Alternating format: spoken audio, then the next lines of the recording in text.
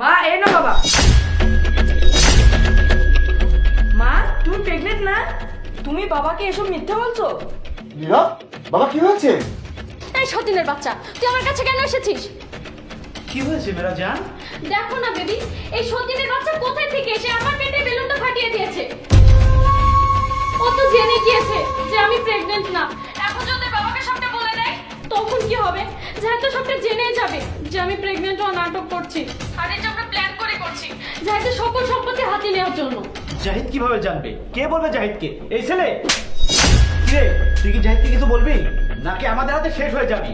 যদি তোর বাবাকে কিছু বলিস না, আমরা তোর নামে মিথ্যে কেস দিয়ে তোকে জেলে ঢুকিয়ে দেবো। না না আঙ্কেল, আমি আমার বাবাকে কিচ্ছু বলবো না। আপনারা আমাকে জেলে ঢুকে দিয়েন না। এই শোন, এখানে যা দেখেছিস আর যা শুনেছিস এখানে যাতে শেষ হয়ে যায়, এই কথা যেন বাইরে না যায়। ঠিক আছে মা। আর শোন, আমরা এখানে বসছি, আমাদের জন্য চা নাস্তা নিয়ে যা। ঠিক আছে মা।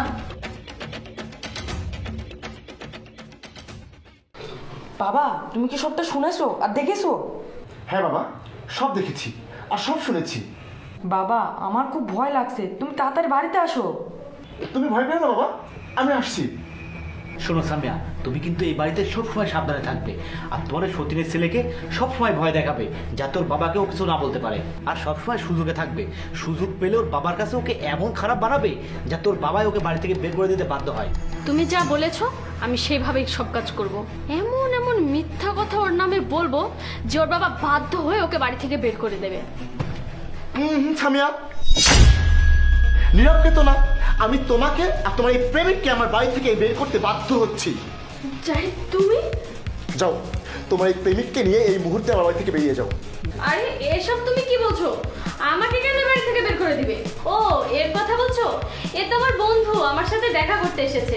ও শুনেছিল আমি প্রেগনেন্ট, তাই আমাকে দেখতে এসেছে। কি বললে সামিয়া? তুমি প্রেগনেন্ট? দেখো তো তুমি প্রেগনেন্ট কিনা।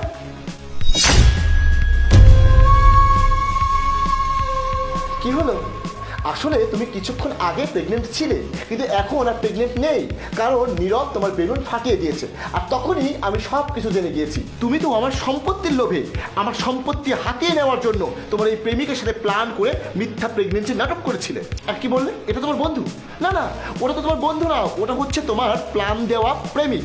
শোনো, যেহেতু আমি এখন সব কিছু জেনে গিয়েছি, তাই এই মুহূর্তে তুমি তোমার এই প্রেমিককে নিয়ে আমার বাড়ি থেকে বের হয়ে যাবে।